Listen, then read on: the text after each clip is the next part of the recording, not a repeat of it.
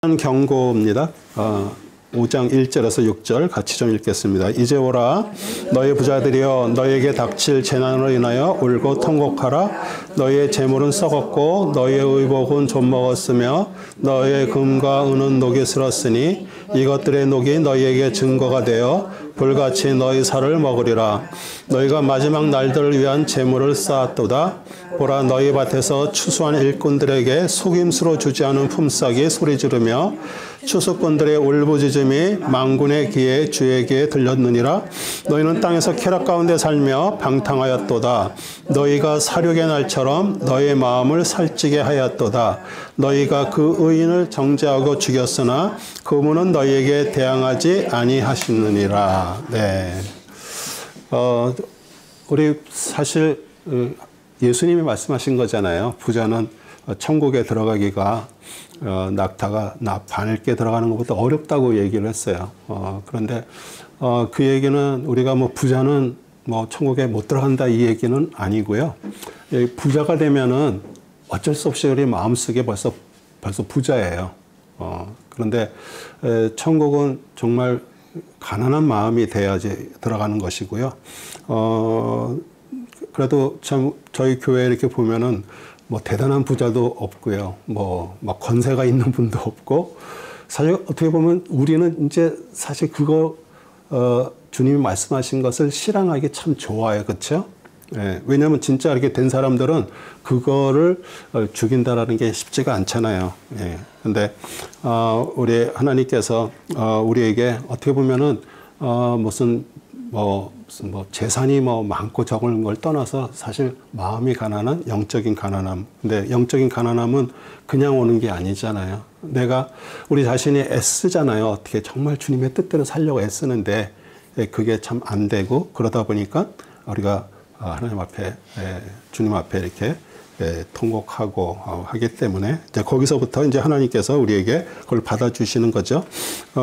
재물은 썩었고 그들의 옷은 좀먹었고 금과 은은 녹이 슬었고 그 녹은 그들의 잘못을 증거하고 불같이 그들의 살을 먹으리라. 그러면서 그 당시에도 얼마나 많은 사람들이 이렇게 노동을 많이 했을 거 아니에요. 그런데 하루 벌어 먹고 사는 그런 가난한 추수 일꾼들에게 품삯을 주는 것을 지체하거나 아니면 깎는다든지 그걸 사실 만물의 하나님께 한 거라고 이렇게 얘기를 합니다. 신명기 24장 15절도 너는 그날에 그에게 품삯을 줄 것이며 해가 질 때까지 그것을 미루지 말지니라. 이는 그가 가난하여 그 품삯에다 마음을 두기 때문이라. 그가 너를 대적하여 죽게 부르짖지 않게 하여 그것이 내게 죄가 되지 않게 하라. 하나님께서는 항상 가난한 자들에게 마음이 있고요.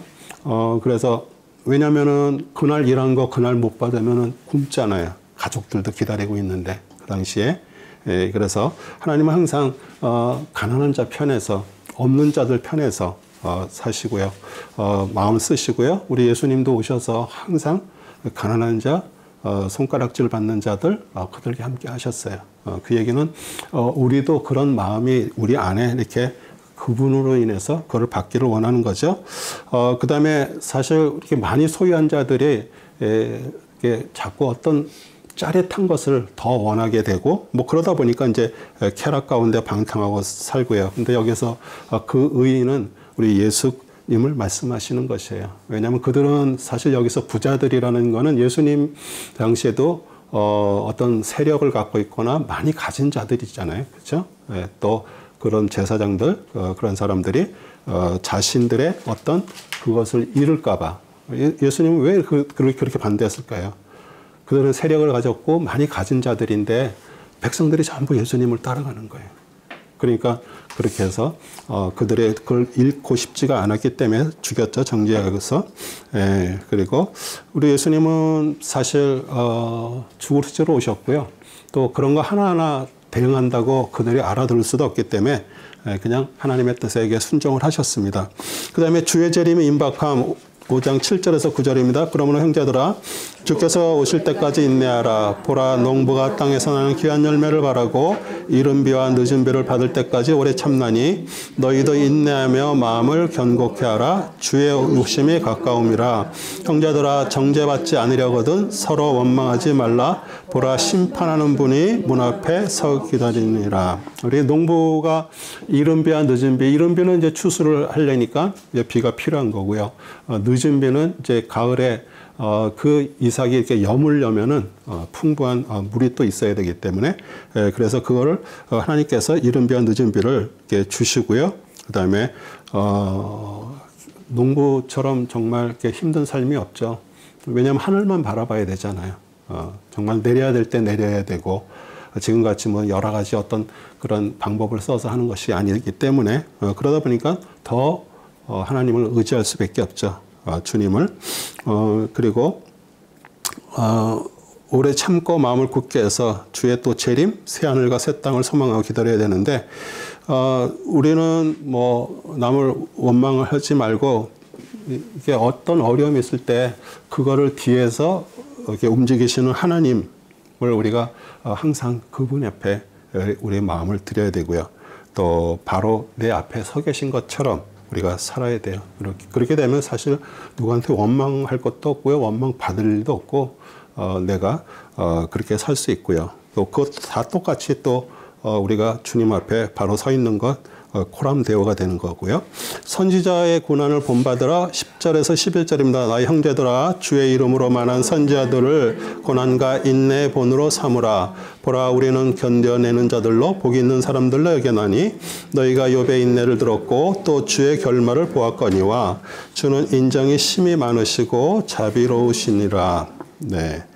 우리 구약의 선지자는 오직 하나님의 말씀을, 바른 말씀을 전했다는 이유로 고난당하고 백척을 받았고 돌에 맞아 죽기도 했습니다. 또 우리 욥도 공부해서 알지만 어떻게 보면은 그 세 친구들이 많은 정죄를 쏟아냈고요. 또 계속 견뎠지만 자신도 마음속에 있는 것들을 또 이렇게 드러내서 얘기를 했습니다. 그런데 하나님은 나타나셔서 다른 얘기 아무것도 안 하시고, 내가 이 모든 만물을 지을 때 내가 했던 일들만 계속 얘기를 했어요. 그러면서 욥이 이제 자신의 죄를 인정했습니다. 왜냐하면 자기 자신이 스스로 의롭다라고 생각을 했습니다. 자기가 죄를 짓지 않았고, 어떻게 보면 그것도 교만이죠. 그래서 이제 회개를 했고 인내를 통해서 모든 것이 회복이 되었습니다. 욥기 42장 10절도 욥이 그의 친구들을 위하여 기도하였더니 주께서 욥의 사로잡힘을 돌이키셨고, 그 욥의 친구들의 정죄에 이렇게 사로잡힌 것들이죠. 또 주께서 욥에게 전에 소유했던 것에 2배를 주시니라. 그러면서 우리는 이제 또 맹세는 예수님께서 하지 말라 그랬죠. 왜? 우리는 맹세를 해도 우리가 지킬 수 있는 자가 아니고요. 오늘 우리는 내일을 알 수 없기 때문이에요. 12절입니다. 나의 형제들아, 무엇보다도 맹세하지 말라. 하늘로도 말고 땅으로도 말며 어떤 다른 맹세로도 말지니라. 다만 너희는 이해할 것은 이해하고 아니라 할 것은 아니라 하여 정죄에 빠지지 않도록 하라. 하나님의 이름에 우리 뭐 하늘이나 땅이나 이렇게 맹세 이렇게 쉽게 하고 또 그거 맹세를 안 지키는 그런 풍토들이 잘못된 것을 이제 얘기를 하는 거죠.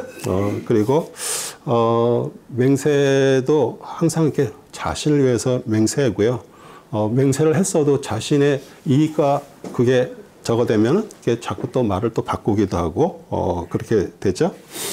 그리스도 생명이 우리 안에서 역사하면 성도는 이제 자신을 위해서가 아니라 우리 그리스도를 위해서 살아가기에 그냥 주님이 원하시는 것들은 우리는 다 이해하는 거예요. 그리고 아닌 것은 우리는 아니라고 얘기할 수 있는 것이고요. 우리 마태복음 5장 33절 35절도요. 또 너희는 옛사람들이 말했던 바 너는 거짓 맹세하지 말고 주께 했던 내 맹세를 지키라는 것을 들었으나 나는 너에게 말하노니 아예 맹세하지 말라. 하늘로도 말지니 이는 그것이 하나님 보좌이며 땅으로도 말지니 이는 그것이 그분의 발판이며 예루살렘으로 말지니 이는 그것이 위대한 왕의 도성이라. 왜냐하면 그 맹세는 이게 육신의 맹세예요. 육신의 저걸로 이렇게 맹세를 하는데 우리는 그것을 지킬 수도 없고요. 또 우리가 내일 어떻게 하겠다라고 얘기하는데 우리는 내일이 없습니다. 그렇기 때문에 이렇게 맹세를 하지 말라고 얘기를 하고요. 고린도후서 1장 19절 20절도 우리 사도 바울이죠. 실로아나와 디모데가 너희 가운데 전파하는 하나님의 아들 예수 그리스도는 예와 아니오가 아니라 그분 안에서 뭐만 있다 그래요? 예만 있었느니라. 그래서 그분 안에 하나님의 모든 약속은 예가 되기에 우리는 그분 안에서 아멘 하고 하나님께 영광을 돌린다. 그러니까 구원받아서 정말 성령님이 거하시는 성전이 됐다는 얘기는 그리스도와 하나가 됐다는 얘기고, 그분의 때 우리가 말씀하실 때 우리는 예라고 할 수 있는 것은 그분과 같이 있기 때문에 그렇게 되는 거죠. 그 다음에 이제 기도와 찬송의 힘 13절 16절입니다. 너희 가운데 고난받는 자가 있느냐? 그는 기도할 것이요. 즐거워하는 자가 있느냐? 그는 시로 노래할지니라. 너희 중에 병든 자가 있느냐? 그는 교회 장로들을 청할 것이요. 장로들은 주의 이름으로 그에게 기름을 붓고 그를 위하여 기도할지니라. 믿음의 기도는 병든 자를 구원하리니 주께서 그를 일으키시리라. 그가 죄들을 범하였어도 그것들을 용서해 주시리라. 그러므로 너희는 서로 잘못을 자백하고 치유를 위하여 서로 기도하라. 의인의 효과적이고 열렬한 기도는 역사하는 힘이 많으니라. 네, 그래서 우리가 고난받는 자에게 기도가 필요한 것은 뭐 고난을 뭐 빨리 내 삶 속에서 없애달라고 이렇게 하는 것이 아니라 그리스도와 하나가 되고 그분이 받으신 고난을 우리가 정말 하나가처럼 된다 그러면은 우리는 지금 받는 고난을 생각하지 않기 때문에 그러는 거예요. 그래서 사실 기도는 어떤 우리가 원하는 것을 이루어달라고 기도하는 것보다도 그분과의 완전한 연합을 위해서 우리가 기도를 하는 것이에요. 그래서 점점 그것이 될 때 우리는 그런 어떤 것들의 기도가 바른 기도가 될 수가 있고요. 그 다음에 우리 즐거워하는 자는 시로 노래하는 것, 즐거운 일로 인해서 교만에 빠지지 않고요. 이 모든 것들이 사실 어떻게 보면 하나님께서 주시는 거잖아요. 우리가 삶 속에서도 어떤 것들이 우리에게 기쁨을 주는 것도 이게 육신의 기쁨이 아니라 주님이 주시는 거라고 우리는 믿는 거기 때문에, 그리고 하나님 주시는 즐거움을 누리게 되고요. 그 다음에 복음을 반대하는 세상을 살아가는 성도들에게 고난 있을 수가 없죠. 왜냐하면 세상은 항상 우리하고 반대이기 때문에 그래요. 예, 그래서 고난 중에도 우리가 낙심하지 않고 인내하게 달라는 것, 그게 우리 믿음의 행함이고요. 우리가 없애달라 그런다고 없애지는 것도 아니고요. 그건 어차피 우리한테 오는 것들이에요. 그리고 우리가 진짜 그리스도를 여러분이 소유하고 우리 안에 그분이 계신다 그러면 세상 사람들은 여러분을 공격하는 게 아니라 여러분 안에 계신 그리스도를 공격하는 것이에요. 그래서 우리가 또 그러면서 우리가 이제 이해를 하는 거죠. 그 다음에 목사 장로의 직무는 교인들을 돌아보는 것이고 병에 걸린 자를 신방하여 주의 이름으로 기도를 하는 것입니다. 한 개인의 병이 낫는 것도 중요하지만 성도들 사이에서 교회로서 바른 관계가 이루어져야 함을 말하는 거예요. 우리가 교회가 가족이라 그러고 한 공동체라고 얘기를 했기 때문에 우리 한 사람이 정말 뭐 병으로 아프든지 마음의 병이 있다든지 그럴 때 그것을 우리가 기도하면서 그 하나로 바른 관계가 되는 거, 그게 중요하고요. 또 분명히 하나님께서 그런 어떤 것들을 원하시면은 우리가 기도할 때 그런 것들을 역사하는 힘이 크리라고 믿습니다. 네. 그리고 선지자 엘리야의 예를 17절에서 18절 들었습니다. 엘리야는 우리와 같은 성정에 속한 사람이지만 비가 오지 않기를 간절히 기도하였더니 3년 6개월이나 땅에 비가 오지 않았고 다시 기도하였더니 하늘이 비를 내려 땅이 열매를 내었느니라. 우리 왜 엘리야에게 이런 일들을 하나님께서 주셨을까요? 왜냐하면 그 당시에 이스라엘의 그 아합 왕은 그 아내 이세벨을 통해서 우상 숭배를 했죠. 그리고 바알은 이제 그들이 믿는 주신이고 그들은 비를 내리는 신이라고 농사 짓는 어떤 그런 거에 그들은 그걸 주신으로 믿고 있었어요. 그런데 그것이 잘못된 것이라는 것을 보여주시기 위해서 하나님께서 그렇게 비를 안 내리신 거예요. 그리고 엘리야가 이제 또 그 얘기를 했기 때문에 엘리야가 또 핍박을 또 많이 받았죠. 주관하시는 분이 하나님이신 것을 얘기한 건데, 열왕기상 17장 1절에도 길르앗 거민에 속한 티세빈 엘리야가 아합에게 말하기를 내가 그 앞에 서서 섬긴 이스라엘 주 하나님께서 살아계시거니와 내 말이 없으면 수년 동안 이슬도 내리지 않겠고 비도 오지 아니라 하니라. 그래서 이제 그들이 이제 갈멜산에서 이렇게 엘리야와 그런 대결을 하는데, 거기에서 하나님께서 제단에 불이 떨어지게 함으로써 진정한 하나님이심을 보여주셨고요. 그리고 또 다른 또 능력도 보여주셨습니다. 우리 열왕기상 18장 45대 46절에 보면 잠시 후에 하늘이 구름들과 바람으로 캄캄해지고 큰 비가 내린지라 아합이 병거를 타고 이스라엘로 갔는데 주의 손이 엘리야에게 임하니 그가 허리를 묶고 이스라엘 입구까지 아합을 앞질러 달려갔더라. 마차를 타고 가는 그 아합 왕보다 엘리야가 먼저 가서 도착을 했어요. 그걸 볼 때 아합 왕이 와, 이거는 사람이 하는 것이 아니구나. 정말 하나님의 위대하심을 이렇게 깨닫게 되는 거죠. 그래서 이렇게 또 엘리야에게 하나님께서 불을 내려서 하는 것과 또 다른 눈에 보이도록 또 이렇게 하셨습니다. 그 다음에 영혼을 사망에서 건지는 일, 야고보 5장 19절 20절입니다. 형제들아 너희 가운데 누가 진리를 떠나 가오를 범할 때 누군가가 그를 회심하게 한다면 그 죄인을 자신의 잘못된 길에서 돌아서게 하는 그 사람은 한 사람의 혼을 사망에서 구원하게 될 것이며 수많은 죄들을 덮게 되리라는 것을 그로 하여금 알게 하라. 네. 너희 가운데 누가 진리를 떠나 가오를 범할 때, 만약 우리가 그리스도의 진리를 떠나지 않는다면 우리는 내 길을 가지 않아야 돼요. 왜냐하면 하나님께서 항상 그리스도를 통해서, 말씀을 통해서 하나님의 길과 하나님의 생각을 계속 우리에게 전해주시고 계시기 때문이에요.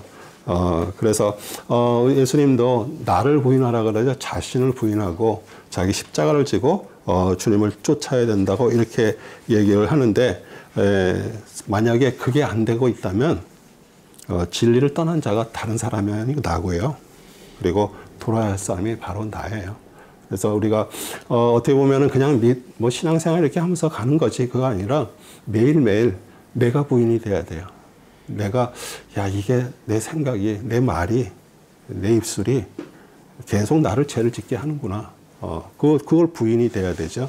그러고서 우리는 그분의 십자가를 지신 것처럼 우리도 우리의 십자가를 치고 가는 거예요.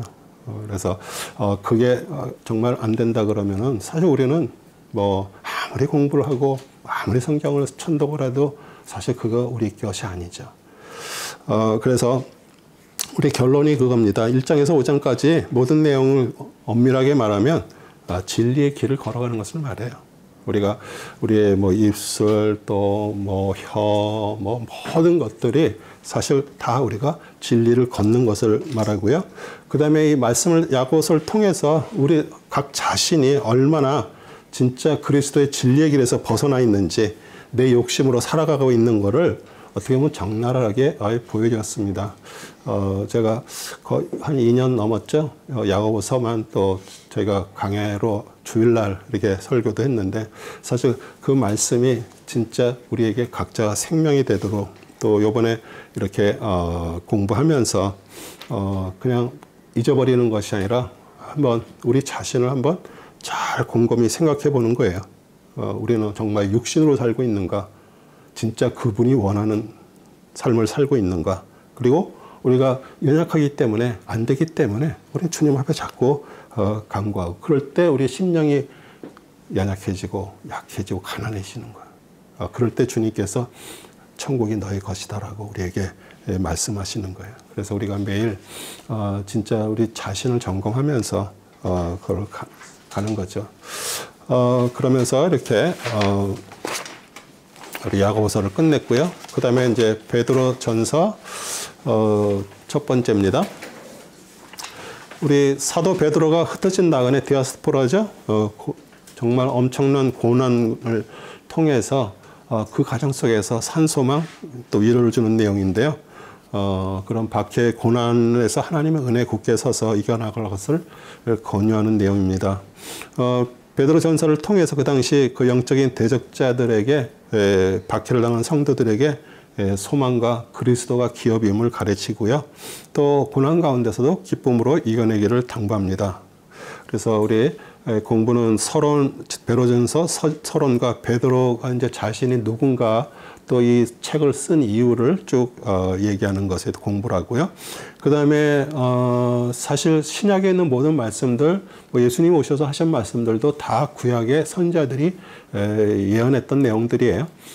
그리고 벌써 구약에서 그리스도에 대해서 증거했던 것들 또 말씀 속에서 나오는데 그런 것들을 또 보고요. 그 다음에 다니엘 선지자도 계시된 우리 메시아 앞으로 오실 기름 부은 자 그 메시아에 대해서 예언한 내용들에서도 공부하고요. 그 다음에 어떻게 보면 부정적인 거죠. 버린 돌, 부딪히는 돌, 거치는 반석, 그리스도에 대해서 이제 공부를 하는데 믿는 자들에겐 진짜 모퉁이 돌이시고요. 우리를 세워주는 돌이고요. 그런데 믿지 않는 자들에게 우리 그리스도는 버린 돌이고요. 부딪히는 돌이고 거치는 반석입니다. 그리고 우리 성도는 왕, 제사장, 거룩한 나라, 독특한 백성이 됨을 이제 공부를 하는데 우리 정말 우리가 세상으로부터 불러냄 받은 그런 하나님의 사람으로서 왕 같은 또 제사장, 또 거룩한 나라, 독특한 백성임을 우리가 공부하면서 또 알게 됩니다. 우리 서로는 하나님 아버지께서 우리를 영생의 백성으로 미리 아시고 택하셨고요. 우리 아들 예수 그리스도를 십자가에서 죽이심으로 우리의 죄를 대속하셨습니다. 그래서 사실 우리의 성도들, 모든 성도들의 소망은 이 세상에 있지 않고요. 하늘나라에 있고요. 또 재림과 영원한 천국에 있음을 깨닫고 우리는 살아가면서 뭐 내가 원하든 원치 않든 항상 시련과 고난은 우리에게 계속 오고 있습니다. 그런데 우리가 거듭난 산 소망을 가지라 그러는데 거듭난 산 소망이 뭘까요? 우리가 거듭나서 우리가 갖는 소망은요, 이제 우리의 육신의 소망이 아니에요. 육신은 죽은 소망이고, 그래서 거듭난 자에게 산 소망이라고 얘기를 하는 거예요. 또 그리스도가 산 소망이고요. 그 다음에 말씀 속에서 나그네 삶을 살면서 장차 칭찬과 영광과 존귀를 얻을 거룩하고 온전한 인격으로 자라 그리스도와 같이 이기는 자, 승리하는 자, 우리는 세상에서 승리하는 자로 부름을 받은 자들이에요. 왜냐하면 지금 세상은요, 전부 패배하는 삶을 살 수밖에 없어요. 너무나도 세상이 악해 돌아가기 때문에. 그런데 우리는 정말 그리스도가 승리하신 것처럼 그분이 우리 안에 있을 때 우리도 이기는 자가 되는 거예요. 그래서 우리가 어떤 존재라는 것을 안다 그러면 정말 우리 삶 속에서 있는 여러 가지 문제들, 뭐 어떤 고난 이런 속에서도 우리가 그렇지, 나는 벌써 이겼구나, 나는 벌써 택함 받은 자구나, 그걸 우리가 깨닫게 되는 것이에요. 그래서 이제 핵심 말씀은 베드로 자신과 성도를 소개하는 베드로전서 1장 1절에서 2절입니다. 같이 읽겠습니다. 예수 그리스도의 사도 베드로는 본토, 갈라디아, 가파도기아, 아시아와 비두니아에 터져 있는 타국인들 곧 하나님 아버지의 미리 하심을 따라 성령의 거룩히 하심을 통하여 순종함과 예수 그리스도의 핏부림으로 택함 받은 자들에게 편지하노니 은혜와 평강이 너희에게 충만할지어다. 우리 자신이 사도라고 얘기를 하고요. 예수 그리스도의 사도라 그러죠. 그리고 베드로는 특별하잖아요. 우리 예수님께서 어떻게 보면은 이 베드로의 그런 어떤 강하고 우발적이고 막 그런 어떤 성격들을 또 우리 다른 제자들을 이렇게 통솔하면서 또 초대교회에 정말 강직한 우리 베드로를 통해서 또 하나님의 그 복음이 또 이렇게 아주 굳건하게 또 이렇게 전해지는 것들. 그래서 우리 베드로가 항상 앞에 나서서 어떤 일들을 했죠. 또 그러면서 또 그의 실수들을 통해서 또 우리가 다시 한번 또 알게도 하고요. 그 다음에 12제자들은 예수 그리스도와 3년 반을 동행하고 먹고 마시고 같이 자고 그랬습니다. 그러면서 성령 받고 전도하고 병자들을 고쳤고요. 우리 베드로는 뭐 그렇게 예수님을 부인하고 통곡하고 그랬지만 나중에 회복을 통해서 어린 양을 먹이라는 그리스도의 그 명령을 계속 성취해 갔습니다. 그래서 하나님께서는 창세전에 그리스도 안에서 우리를 택하셨죠. 에베소서 1장 4절 5절에 하나님의 선택함이 있었기 때문에 우리가 하나님을 알게 되었고요. 구주 예수 그리스도를 믿고 구원받고, 그런데 우리가 택한 것이 아니라 그분이 우리를 택하셨어요. 근데 택함은 어디에서 일어나는 거예요? 십자가를 통해서 구원받고 부활하신 그리스도의 계시 안에 있을 때 우리가 성취가 돼요. 우리가 그 안에 들어가서 정말 그것이 깨달아지면 우리가 내가 예정되었었구나.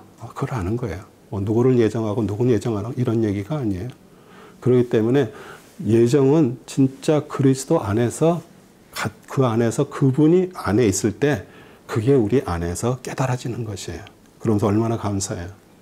정말 얼마나 많은 사람들이 정말 그리스도를 믿고 하면서도 살다가도 사실 그것을 깨닫지 못했는데, 정말 우리가 그것을 깨닫는다 그런 거는 자체가 뭐예요? 우리에게 능력이 되는 거예요. 그리고 흔들리질 않아. 그것이 임한 사람들에게는. 네. 그 다음에 택한 자들은 하나님과 예수 그리스도께 순종하는 자들이죠. 예수 그리스도의 속죄의 피뿌림을 받은 자들이고요. 그 다음에 성령께서 우리의 마음을 밝히시고요. 또 우리가 그럴 때 또 성령님의 어떤 찔림을 통해서 우리 또 회개도 하고요. 그리고 구원받은 성도는 제약된 세상과 구별됐고 하나님의 거룩한 백성이 되고요. 로마서 1장 5절에서 6절도 그를 통하여 우리가 은혜와 사도의 식품을 받아 그의 이름을 위하여 모든 민족 가운데 믿음으로 순종케 하나니 그들 가운데서 너희도 예수 그리스도의 부르심을 받은 자들이라. 그래서 그 사도를 통해서 전해 내려온 그것이 우리에게 왔고, 또 우리가 실제 그것이 나에게 하신 말씀이구나 것을 깨닫고 우리는 정말 구원한 하나님의 사람들이 됐다라는 거 너무 신기하지 않아요?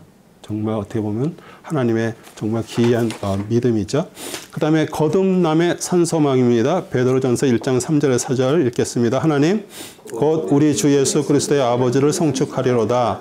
그분은 그의 풍성하신 자비하심을 따라 죽은 자들로부터 예수 그리스도의 부활로 인하여 우리를 거듭나게 하사 산소망을 갖게 하셨으니 너희를 위하여 하늘에 썩지 않고 더럽지 않고 세잔하지 않는 유업을 간직해 두셨으니.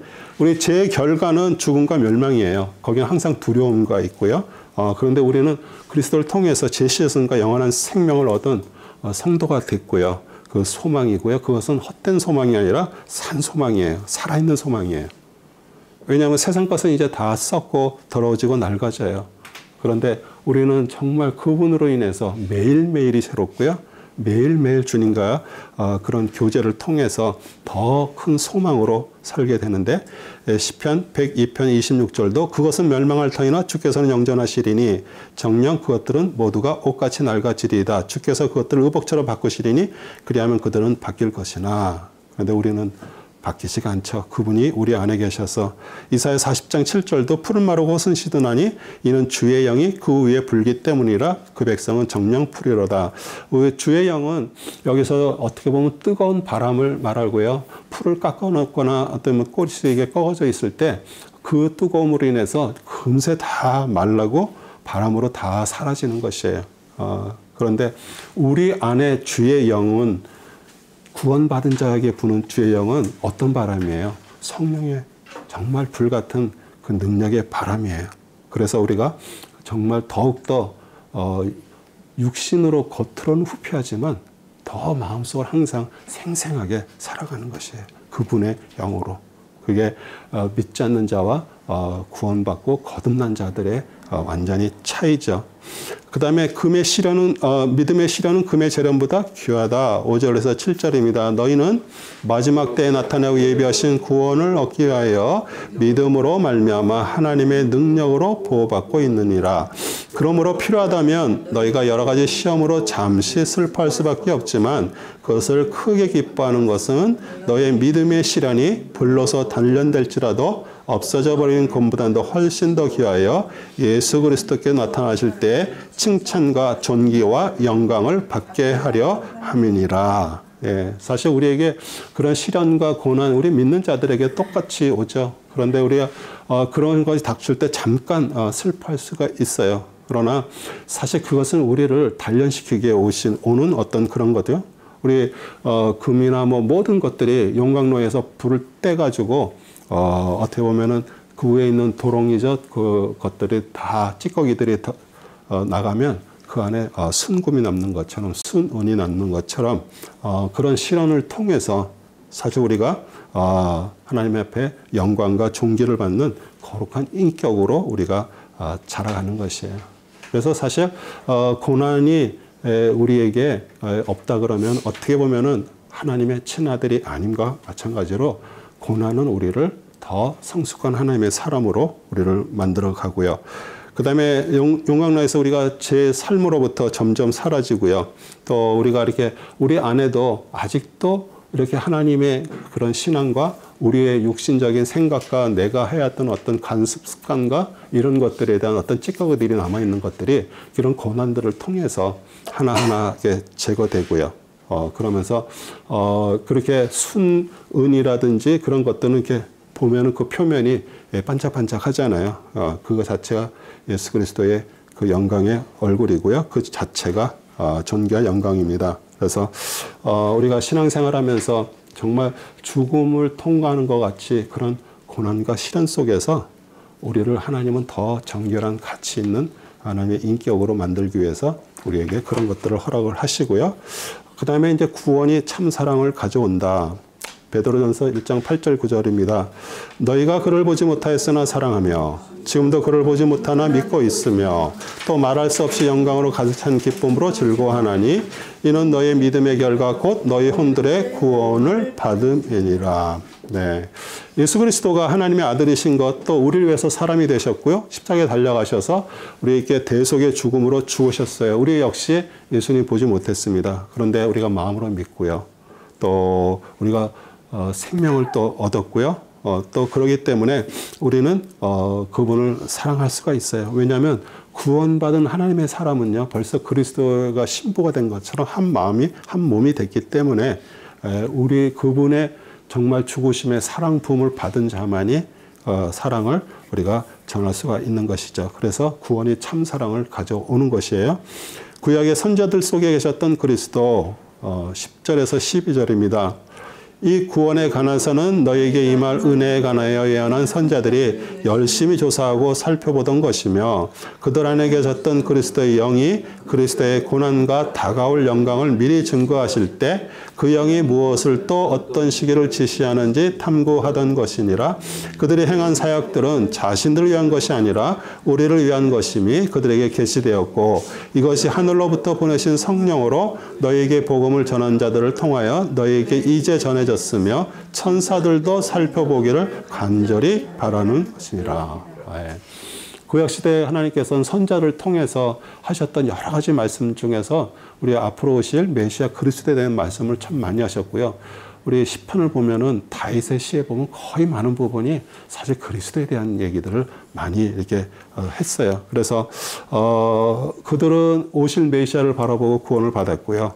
또 우리는 오신 그 메시아 그리스도를 통해서 또 그것이 제자들, 사도들을 위해서 전하신 것을 읽고 또 그 영이 임해서 우리도 구원을 받았는데 그 약속은 벌써 오래전에 다 구약에서 계시가 되어 있던 말씀이에요. 이사야서 53장 5절 6절도 그가 찔림은 우리의 허물을 인하며 그의 상함은 우리의 죄악을 인함이라. 그가 징계를 받으면 우리가 평안을 누리고 그가 채찍에 맞으면 우리가 남을 입었도다. 우리는 다 양 같아서 그렇다 행하여 각기 제 길로 갔거늘 여호와께서는 우리 무리의 죄악을 그에게 담당시키셨도다. 우리 다윗의 시편입니다. 16편 10절도요. 이는 내 영혼을 음부에 버리지 아니하시며 주의 거룩한 자로 썩지 않게 하실 것임이라. 우리 예수님의 부활하심을 벌써 이렇게 다윗이 오래전에 이렇게 말씀으로 저희들에게 주고요. 그 다음에 다니엘 선지자를 통해서 우리 메시아 예수님에 대한 말씀입니다. 다니엘서 9장 24절 26절입니다. 70주가 내 백성과 내 거룩한 도성에 정해졌나니 허물을 끝내고 제들을 정결시키며 제약의 화해를 이루고 영원한 의를 가져오며 그 환상과 예언을 봉인하고 지극히 거룩한 이에게 기름을 부려함이라. 그러므로 알고 깨닫으라. 예루살렘을 복원하고 건축하라는 그 명령이 나오는 때부터 메시아 통치자까지 7주와 62주가 될 것이요 그 거리와 그 성벽이 재건되리니 곧 고난스러운 때들이라 62주 후에는 메시아가 끊어질 것이나 자신을 위해서가 아니요 또 장차 올 그 통치의 백성이 도성과 성소를 파괴하리니 그것은 홍수로 뒤덮일 것이요 그 전쟁의 끝에는 황폐함이 정해졌느니라. 우리 70주의 그 기한에 대해서 우리 다니엘이 이렇게 예언한 내용들이에요. 그러니까 기름 부분을 자는 누구예요? 메시아죠. 메시아가 일어나기까지 7주와 62주가 이렇게 된다라고 이렇게 말씀을 하셨어요. 그러니까 7주는 77이 49죠. 그 다음에 62주는 62 곱하기 7 해서 하면은 483 이런 숫자가 나오는데 이제 양력으로 환산해서 469년이 되는 것이에요. 왜냐하면 우리 구약의 유대인들은 다 음력을 사용했기 때문에. 그래서 예루살렘 성의 복원을 허락받았던 느헤미야 때 느헤미야 2장 1절에 보면 주전 445년입니다. 아닥세르세스 왕 제20년 닛사란의 일이라 포도주가 그의 앞에 있어 내가 그 포도주를 들어 왕에게 주었는데 전에는 그의 면전에 슬퍼하지 아니하였으므로. 그래서 그때부터 이제 계산을 해서 예수님이 그 시간이 예수님이 이제 공생애를 시작하는 시간이 되고요. 그래서 벌써 다니엘을 통해서 이런 모든 것들이 다 이연이 된 내용이고요. 그 다음에 거룩한 삶을 살아라. 13절에서 16절입니다. 같이 읽겠습니다. 그러므로 너희는 생각의 허리를 동이고 정신을 차려 예수 그리스도께 나타나실 때 너에게 가져올 은혜를 끝까지 바라라. 순종하는 자녀들로서 이전에 무지하던 때의 정욕에 너희 자신을 맞추지 말고 오히려 너희를 부르신 그분께서 거룩하신 것처럼 너희도 모든 행실에 거룩하라. 이는 기록되기를 내가 거룩하니 너희도 거룩하라고 하시기 때문이니라. 우리 생각의 허리를 동이고 정말 근신하란 말이죠. 이렇게 나태하거나 이렇게 회의하거나 정신하지 말고 깨어있는 마음으로 사는데 우리 구원받기 전에 하나님께 순종치 않았고요. 항상 우리는 육신의 정욕, 안목의 정욕, 이성의 자랑 그리고 항상 선악 지식을 가지고 판단하고 이렇게 살았습니다. 그런데 이제 진짜 그것이 잘못된 것을 깨닫고 우리 하나님 앞에 순종하고 또 하나님은 우리에게 거룩한 삶을 살라고 얘기하는 거예요. 그냥 우리가 그냥 대충 그냥 신앙생활하면서 사는 것이 아니라 점점 거룩한 하나님 사람으로 갈 수 있는 것은 우리가 그분이 우리 안에서 점점 흥해질 때 우리는 거룩한 삶으로 살아가게 되는 거죠. 그래서 우리가 하나님의 거룩한 하나님의 사람들이 되기를 또 노력하고요. 그 다음에 나그네의 삶과 구원 17절에서 19절입니다. 또 외모로 보지 않으시고 각 사람의 행위에 따라 판단하시는 분을 너희가 아버지라 부른다면 너희가 이곳 나그네 시절을 두려움 속에서 지내라. 이는 너희가 아는 바와 같이 너희가 너희 조상들로부터 전통으로 이어받은 너희의 허망한 행실에서 은이나 금 같은 썩어질 것들로 부속된 것이 아니라 흠도 없고 점도 없는 어린 양 같은 그리스도의 보배로운 피로 된 것이기 때문이라. 우리 삶은 사실 어떻게 보면 나그네예요. 인생은 나그네게 정말 어떻게 보면은 그런 나그네 같은 삶을 사는 것은 우리가 이곳에 왔다가 이곳에서 계속 있는 것이 아니잖아요. 여기는 이렇게 잠깐 지나가는 것이기 때문에 그리고 하나님은 우리를 겉으로 보시지 않잖아요. 우리의 속을 보시기 때문에 항상 두려운 마음과 경외하는 마음으로 사는데 조상들로부터 이게 됐던 전통으로 이어받았다. 이게 다 인간의 죄성을 말하는 거예요. 죄성을 말하는 것이고요. 또 우리 그들이 가나안 땅에 가서도 어떻게 보면 광야 생활에서도 이스라엘 백성들을 이렇게 보면은 그렇게 하나님의 수많은 기적들, 하나님의 그 보호하심에도 불구하고 항상 반역을 하고 또 가나안에 들어가서도 그들은 우상 숭배를 하면서 항상 하나님 앞에 등을 돌리는 것들을 보면서 사실 어떻게 보면 그 모습이 우리의 모습이거든요.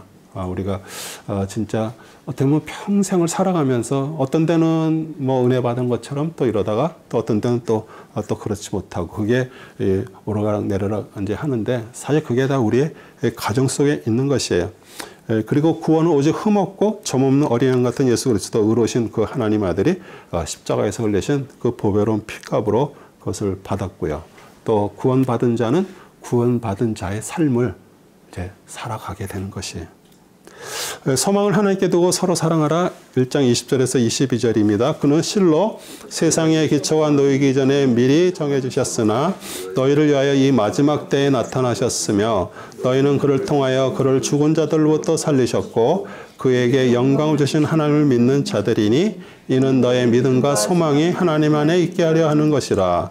너희가 성령을 통하여 진리에 순종함으로써 너희 혼들을 정결케 하여 가식 없는 형제 사랑에 이르렀으니 순결한 마음으로 서로 뜨겁게 사랑하라. 네, 창세전에 우리 예수 그리스도는 우리 성자 예수님은 말씀으로 계셨죠. 그리고 하나님은 말씀으로 세상을 지으셨어요.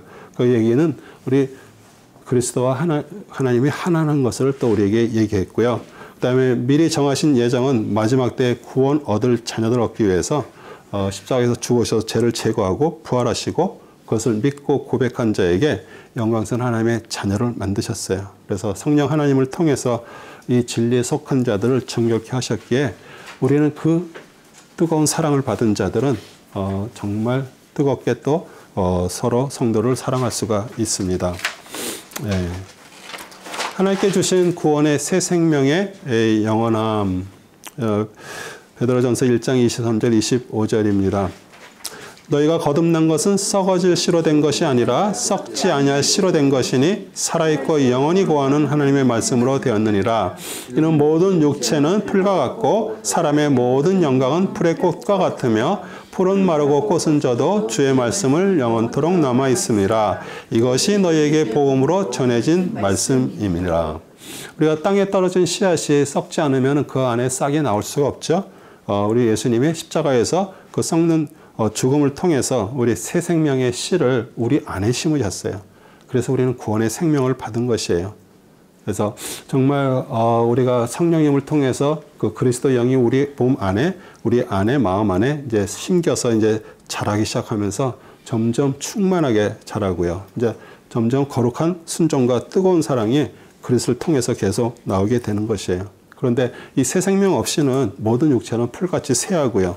또 그의 영광은 풀같이 꽃같이 떨어지는데 우리 하나님이 주신 구원의 새 생명은 쇠하거나 없어지지 않고 영원합니다. 예, 왜냐하면 그분이 그 안에서 붙들고 계시기 때문이에요. 그래서 이사야서 40장 7절 8절도요. 푸른 마르고 꽃은 시드나니 이는 주의 영이 그에 불기 때문이라. 그의 백성은 정령 풀이로다. 푸른 마르고 꽃은 시드나 우리 하나님 말씀은 영원히 서리라. 네, 그래서 그리스도의 말씀을 받고 하나가 된 성도 주님께서 우리를 붙들고 계십니다.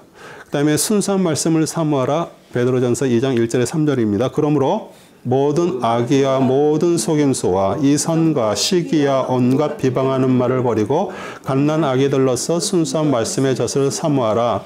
이는 너희가 그것으로 인하여 자라게 하려 함이니 너희가 주의 인자하심을 맛보았으면 그리하라.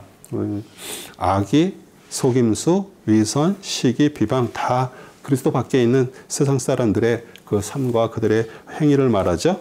그러나 그리스도를 통해 구원받으면은 아직 우리는 갓난아이 같은 신앙인이고요.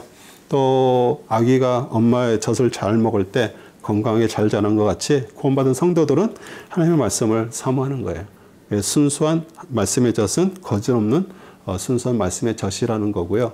여러분이 정말 구원을 받고 하나님의 영이 여러분 안에 있으면은 우리는 그냥 누가 시켜서가 아니라 자꾸 말씀을 사모하게 되고 보고 싶고 또 읽고 싶고 또 그 안에서 우리한테 은혜를 주는 것을 저희가 찾게 되는 거죠. 주의 인자하심, 여기서 인자 크레스토스는요, 사랑과 자비, 뭐 주의 사랑, 주의 자비 그런 말도 있고 뜻도 있는데 공급하다는 뜻도 있어요. 그렇기 때문에 우리가 주의 그 공급하심을 맛보았으면 우리가 그리하라 이렇게 말씀을 또 볼 수가 있습니다. 시편 19편 9절에 10절도요. 주를 두려워하면 순결하여 영원히 지속되고 주의 명령들은 모두 참되고 의로우니 그것들은 금보다 정령 많은 정금보다 더 바랄 만하며 꿀과 벌집보다 더 달도다. 네, 오늘도 우리 요한계시록 말씀을 이렇게 보신 분들은 우리 그 천사가 이렇게 작은 책을 갖다 주는데 네 입에서는 다나 내 배에서 쓰게 되리라 이렇게 말씀하시잖아요. 사실 어떤 때는 말씀이 우리한테 정말 꿀송이처럼 달고 우리한테 은혜가 되고 우리를 이렇게 정말 용기도 주고 또 우리 참 어려운 상황에서 우리를 이렇게 벗어나게 하는 그런 말씀들이 될 때도 있지만 실제로 그게 배에서 쓰다는 얘기는 뭐냐면 그 말씀대로 살려면 사실은 어렵고 고통스러운 과정을 겪지 않으면 그 말씀이 생명으로 될 수가 없는 거예요. 그래서 배에서 쓰다고 말씀을 하신 것이죠. 그 다음에 이제 신령한 집을 세워라. 4절, 5절입니다. 사람들로부터 정령 버림받았으나 하나님께서 택하심을 받은 귀중한 산돌이신 그분께 나와서 너희도 산돌로서 영적인 집을 지어지고 예수 그리스도로 인하여 하나님께서 기뻐하실 영적인 제물을 드리는 거룩한 제사장이 되느니라. 네. 우리가 그분이 안에 거하신다는 얘기는 뭐예요? 성령님 하나님이 우리 안에 거신다고 하면 우리 자체가 성전이 된 거잖아요. 그렇죠? 이제 그러면서 그게 연합이고요. 그리고 주님이 원하시는 것을 우리가 이제 할 수가 있습니다. 그래서 구원받은 성도 한 사람 한 사람 또 연합 속에서 거하시는 하나님과 함께 성전이 만들어지는데 에베소서 2장 21절에서 22절은 거기에 대한 것들을 이렇게 잘 설명하고 있습니다. 그분 안에서 건물 전체가 함께 알맞게 맞춰져 그 안에서 거룩한 성전으로 자라가며 또한 그분 안에서 너희도 성령을 통하여 하나님의 거처로 함께 지어져 가고 있는 것이니라. 아멘. 그 성령 하나님이 우리 안에 계신다 그러는 자체 그게 어떻게 보면 정말 사실 그럴까 그러는데 그거는 우리 안에서 우리 몸을 성전으로 지어가고 있는 것이에요. 예수님께서 헤롯 대왕이 지은 46년 된 그것을 헐고 3일 만에 지으시겠다 그럴 때 얼마나들 코웃음을 치고 정말 어떻게 보면 좀 바보 같은 그런 말인데 사실 예수님은 이제 성전 시대를 끝내고 자신이 성전된 것을 우리에게 다 보여주시는 것이에요. 그래서 그분의 영이 거한 자들 우리 역시 성전이 됐고요. 그 성전으로 또 점점 지어가고 있는 것입니다. 그리고 그 성전이 됐다면은 벌써 우리는 제사장이에요. 그렇죠? 성전 안에 제사장의 일이 있잖아요. 그래서 구원받은 성도 다 하나님의 거룩한 제사장이고요. 또 기뻐 받으신 영적 제사는 새 생명을 통해서 변화된 속사람이 우리의 겉사람, 옛사람, 우리의 뭐 예전에 어떤 그런 것들 우리 몸에서 나오는 모든 것들을 다 죽여서 우리 하나님 앞에 드리는 거예요. 그게 하나님의 제사장입니다. 에베소 4장 22절, 24절도 거기에 대한 내용들을 정확하게 말씀하세요. 이전 행실에 관해서는 기만의 욕망에 따라 썩어진 옛사람을 벗어버리고 너희 생각의 영 안에서 거짓 새롭게 되어 하나님을 따라 의와 참된 거룩함 안에서 창조된 새 사람을 입어라. 네, 그래서 우리 옛사람을 벗어버리고 새 사람을 입어라. 또 우리가 정말 구원받은 하나님의 사람 영이 구하는 하나님의 속마음이 변화된 자들은 우리는 겉사람을 제물로 드리는 제사장이 되는 것이죠. 그래서 우리 옛사람은 우리의 예전의 행실들, 뭐 기만, 욕망, 거짓, 또 자신의 뜻, 자아 이런 것들이 다 겉사람, 옛사람입니다. 그 다음에 버린 돌, 부딪히는 돌, 거치는 반석이 되신 그리스도 6절에서 8절입니다. 그러므로 성경에도 이런 말씀이 있으니 보라 내가 택한 귀중한 모퉁이돌을 시온에 두노니 그를 믿는 사람은 수치를 당하지 아니하라 하였느니라. 그러므로 믿는 너희에게는 그가 귀중하나 불순종하는 자들에게는 건축자들이 버린 그 돌이 모퉁이의 머릿돌이 되고 또 넘어지게 하는 돌과 거치는 반석이 되었으니 곧 불순종함으로 말씀에 걸려 넘어진 자들에게니라. 그들은 또한 그렇게 정해되기로 정해졌다. 정말 무섭지 않아요? 그들은 그렇게 벌써 정해졌다라고 얘기를 해요. 우리 수치를 당하지 않는다고 원어는 당하다는 거예요. 그러니까 강야에서도 정말 목이 말라서 고통하는 거 정말 당황스럽죠. 자녀들 또 뭐 가축들까지. 그런데 우리 반석을 두드려서 하나님께서 물을 내셨습니다. 그래서 우리가 살면서 정말 힘들 때 우리는 말씀을 통해서 말씀을 두드리는 거예요. 말씀 속에서 우리를 영적으로 갈급하게 하지 않은 말씀으로 우리가 살아가고요. 출애굽 17장 6절로 보라 내가 거기에 호렙에 있는 반석 위에서 내 앞에 서리니 너는 그 반석을 치라. 그러면 그곳에서 물이 나오리니 백성이 마시리라 하시니 모세가 이스라엘 장로들 앞에서 그렇게 행하니라. 반석을 친다라는 얘기는 우리 앞으로 오실 반석이신 예수님께서 고난을 받으실 것을 또 말씀을 하시고요. 그 다음에 그리스도는 사도들이 세운 교회의 모퉁이의 머릿돌이지만 유대인들에게는 걸림돌이 되었습니다. 에베소서 2장 20절에 너희는 사도들과 선자들의 기초에 세워졌으며 예수 그리스도께서 친히 기중한 모퉁이 돌이 되셨고. 그래서 그 돌과 우리 그리스도를 통해서 우리가 서로 연합해서 세워지는 것이고요. 그리스도는 인류 역사에 일어났던 제국들의 권세에 손도 대지 않고 부서뜨릴 뜨인 돌이었고요. 또 세상 사람들을 심판할 돌입니다. 다니엘서 2장 34절 35절에도요. 왕께서 보셨는데 손으로 다듬지 아니한 돌, 뜨인 돌이죠. 철과 진흙으로 된 그 형상의 발을 쳐서 산산이 부수니 그 철과 진흙과 놋과 은과 금이 함께 산산이 부서져서 여름 타작마당이 쭉정이 같이 되어 바람에 날려 사라진 곳이 간 곳이 없어졌으며 그 형상의 친 돌은 태산을 이루어 온 세상에 가득 채웠느니라. 우리 느부갓네살 왕의 그 신상의 꿈을 우리 다니엘이 이렇게 해석해 준 내용이 있잖아요. 머리는 바벨론 금이고요. 그 다음에 가슴에는 은으로 되어 있는데 우리 메데, 바사, 페르시아 그렇죠? 그 다음에 이제 이렇게 허리 밑에는 이제 노수로 되고 가슴 이렇게 밑에 이렇게 종아리에 이렇게 노수로 된 것은 점점 더 강도가 센 거죠. 금보다도 은이 더 강도가 세고요. 그 다음에 놋이 더 세죠. 그리고 놋은 헬라 제국을 말하고요. 그 다음에 이제 오늘 여기에서 철과 진흙은 로마를 말하죠. 로마 제국. 로마 제국이 강하긴 아주 강한데 이게 어떤 민족들이 이렇게 섞여가지고 진흙하고 이 철이 하나가 안 되는 것처럼. 그런데 어디서 날라온 돌이 그 큰 신상을 쳐서 다 부서져 다 날아가고 그 친돌은 태산을 이뤄서 온 세상에 가득 채워졌다. 그리스도의 복음이 온 세상에 다 편만하게 펼쳐질 것을 또 말씀을 하시는 것이에요. 그 다음에 마태복음 21장 44절 되어 또 누구든지 이 돌 위에 떨어지는 사람은 부서질 것이요 이 돌이 누구에게든지 떨어지면 그 사람을 가루로 만들 것이나 하시니. 이 말씀은 이 말씀을 하고 나서 바로 뭐라고들 그래요? 제사장들, 바리새인들이 이 말은 우리를 대해서 한 얘기라고 하면서 막 이제 예수님을 막 죽이려고 그러죠. 근데 그 우리 세상을 심판할 돌입니다.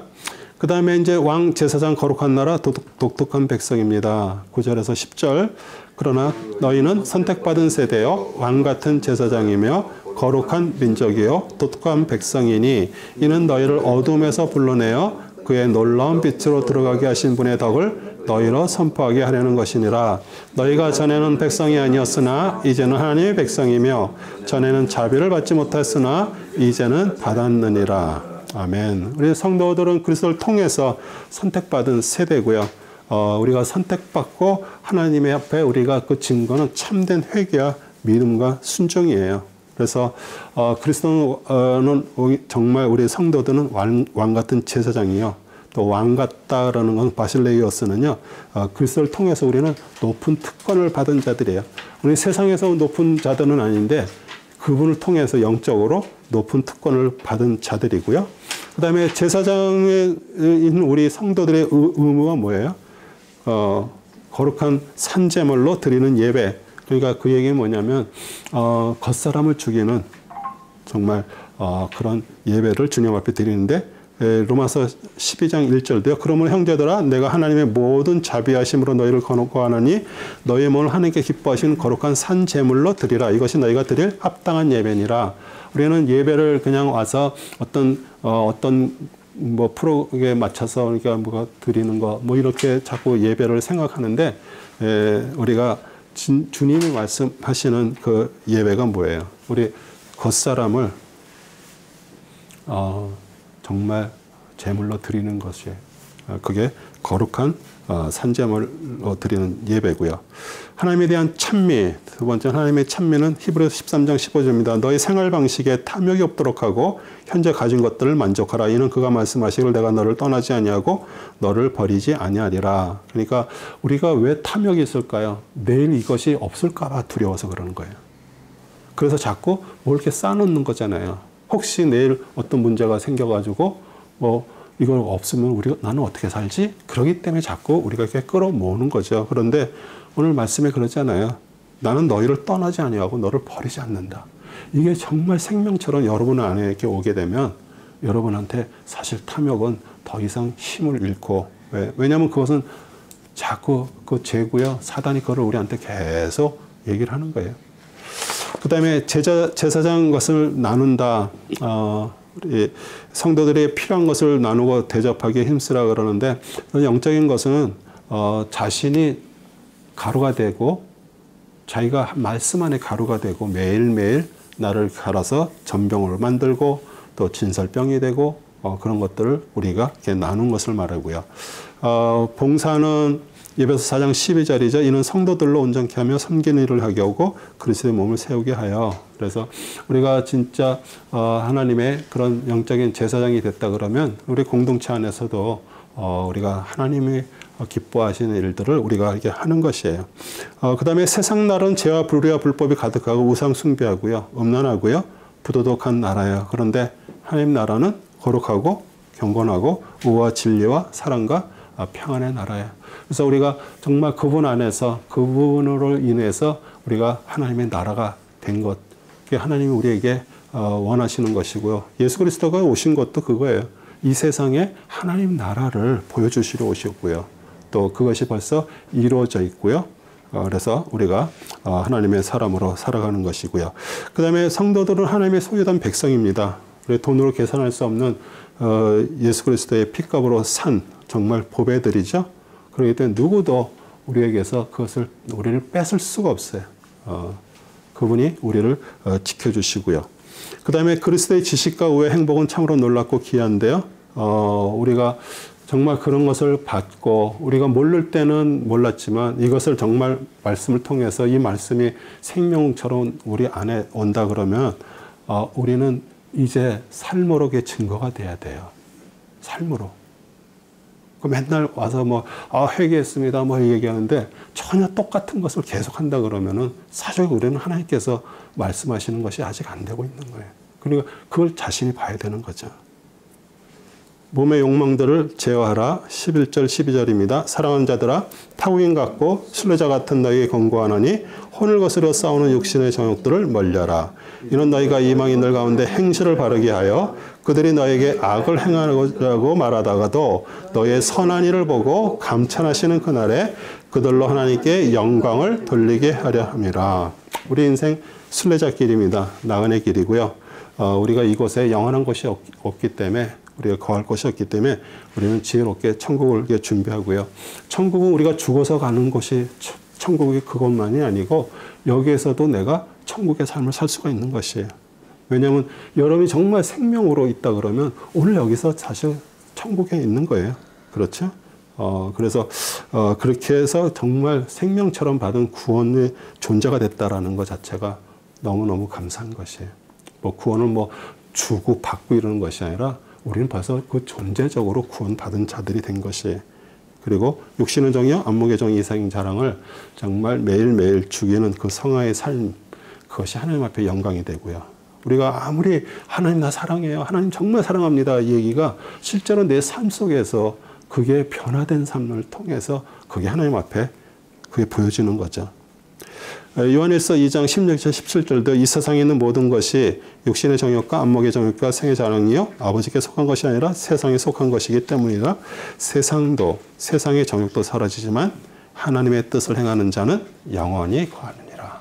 하나님의 뜻을 행한다는 거 하나님의 진실된 자녀가 됐고요. 이 세상에서 이 생에서만 아니라 영원히 하늘나라에서도 똑같이 거하게 되는 거고요. 그 다음에 우리는 사회제도에 순종합니다. 13절 15절입니다. 주를 위하여 인간의 모든 법령에 복종하되 권세 있는 왕에게나 혹은 악을 행하는 자들을 번하고 선을 행하는 자들을 칭찬하라고 그가 보낸 관리들에게 하라. 이는 하나님의 뜻이 그러함이니 너희가 선을 행함으로 어리석은 사람들의 무지를 잠잠케 하려는 것이라. 우리 이 사회에 또 어떤 국가 권세를 주셔가지고 질서를 지금도 그런 질서가 없다면은 이거 무법천지가 되면 우리는 살 수가 없기 때문에 그게 다 하나님이 주신 거예요. 그 위에 그 권세 순종을 해야 되고요. 만약 그것을 한다 그러면은 말씀에도 남아있지만 그들이 괜히 칼을 갖고 있지 않다 그래요. 왜냐하면 그러잖아요. 내가 무법으로 그냥 법 없이 막 살다 보면 당연히 거기에 대한 것들을 받을 수밖에 없죠. 그래서 우리가 순종하는데 로마서 13장 1절 2절도요. 각 사람 위에 있는 권세들에게 복종하라. 하나님께로부터 나오지 않는 권세는 없나니 모든 권세는 하나님께서 정하신 것이라. 그러므로 누구든지 권세자에게 거역하는 자는 하나님의 율례를 거역하매니 거역하는 그들은 스스로 저주를 받게 되리라. 그래서 그렇게 순종하고요. 그 다음에 자유를 악의 구실로 사용하지 말라. 16절 17절입니다. 읽겠습니다. 자유롭게 행하되 너희 자유를 악의 구실로 사용하지 말고 하나님의 종들로서 사용하라. 모든 사람은 존경하고 형제를 사랑하며 하나님을 두려워하고 왕을 존경하라. 우리가 우리의 자유를 주셨다고 그것을 뭐 변명하고 정당화시키는 쓰지 말고 정말 하나님의 종같이 섬기듯이 해야 되는데, 갈라디아서 5장 13절도요. 형제들아 너희가 자유회로 부름을 받았으니 그 자유를 육신을 위한 계기로 삼지 말고 사랑으로 서로 섬기라. 이렇게 말씀하십니다. 그 다음에 영의 주인이신 하나님께 순종하듯이 육신의 주인에게 순종하라. 우리는 직장을 다닌다든지 뭐 할 때 어쩔 수 없이 우리는 우리에게 그 회사에 주인이 있죠. 여기서는 뭐 종과 주인을 이렇게 말하지만 베드로전서 2장 18절 20절입니다. 종들아 모든 두려움으로 너희 주인들에게 복종하되 선하고 온화한 자들께뿐 아니라 까다로운 자들에게도 그렇게 하라. 이는 누가 억울하게 고난을 받더라도 하나님을 의식하여 슬픔을 참으면 그것은 감사한 일이기 때문이라. 너희의 잘못들로 인하여 매를 맞고 참으면 무슨 영광이 있겠느냐. 그러나 선을 행하다가 고난을 받고 참으면 그것은 하나님께서 기뻐하실 만한 것이 되니라. 네, 우리가 남의 밑에서 일하는 성도들 때때로는 어떤 부당한 대우를 받죠. 또 그러나 그 순종하고 사랑하라는 것은 우리 예수님께서 항상 수훈에서 말씀하신 원수까지도 사랑하라는 그와 같은 내용들이에요. 그런데 보면은 우리가 직장에서도 보면 같은 직원들이 있어도 사랑받는 사람들이 있잖아요. 예. 자신의 잘못으로 매를 맞으면 참는 것 당연하고 칭찬할 것 같습니다. 그런데 우리 좋은 일 행하다가도 억울하게 고통을 당해도 하나님을 생각하고 참는다. 네. 그래서 왜냐하면 우리의 선지자들 또 우리의 먼저 살았던 모든 선진들이 사실 다 이런 그런 고난 속에서 하나님으로부터 위로를 받고 살았기 때문이에요. 그 다음에 이제 마지막으로 그리스도의 대속적 고난입니다. 21절에서 25절입니다. 이를 위하여 너희가 부르심을 받았으니 그리스도 우리를 위하여 고난을 받으시고 우리에게 한 본을 남겨놓으시어 너희로 그의 발자취를 따르게 하셨느니라. 그는 죄를 짓지도 아니하셨고 그의 입에는 간사함도 없으셨으며 모욕을 당하셨으나 다시 모욕으로 갚지 아니하셨고 고통을 당하셨으나 위협하지 아니하셨으며 오직 그렇게 심판하시는 분께 자신을 의탁하셨느니라. 그가 친히 남에 달린 자신의 몸으로 우리의 죄들을 담당하셨으니 이는 우리가 죄들에게 죽고 의에는 살게 하려 하심이니라. 그가 채찍에 맞음으로 너희가 낫게 되었느니라. 이는 너희가 기르는 양들 같았으나 이제는 너희 혼들의 목자와 감독에게로 돌아왔음이라. 네, 우리가 장차 다가오는 좋은 일, 또 천국에서의 삶, 어떻게 보면 우리는 살면서 고난당한 성도들이 우리가 각오하는 거죠. 그래서 우리 예수 그리스도께서 십자가에서 죄 죽고 또 의에 따라 살게 하심으로 그분이 채찍에 맞으심으로 우리는 죄라는 병에서 나음을 입었습니다. 그래서 우리가 정말 이 세상에 그분만큼 고난을 인간으로 받을 수가 없죠. 그래서 우리가 그것을 또 이렇게 생각을 하면서 이사야서 53장 5절도 그러나 그는 우리의 허물로 인해 상처를 입었고 그는 우리의 죄악으로 인하여 상하였도다. 우리의 합평을 위한 징계가 그에게 내려졌고 그가 맞은 채찍으로 우리가 치유되었도다. 그래서 우리가 정말 살아가면서 또 우리의 육신의 병뿐만 아니라 또 그런 삶 속에서 고난 속에서도 그분을 우리가 생각하고 그분의 은혜가 우리한테 임하고요. 우리는 과거에 기르는 양들과 같았습니다. 목자이신 하나님 아버지로부터 멀리 떠나서 방황했어요. 그래서 하나님을 모르는 사람들은 그 인생의 의미, 가치, 목적을 하나님 안에서 찾지 않습니다. 그러기 때문에 방황할 수밖에 없어요. 그리고 항상 하나님의 영이 떠났기 때문에 그 가슴 안에, 마음 안에 한 구석이 항상 허전해요. 그래서 항상 모든 걸 자꾸 채워보려고 그래. 거기에 뭐 물질로도 채워보기도 하고요. 사랑으로 채워보기도 하고요. 뭐 이런 친구의 우정으로 채워보려고 해도 사실 그게 하나님으로 차 있지 않으면 하나님의 영으로 우리는 항상 부족할 수밖에 없어요. 그런데 우리는 그분이 우리 안에서 우리를 채우셨고 또 그 안에서 또 회복이 된 삶을 사는 것이에요.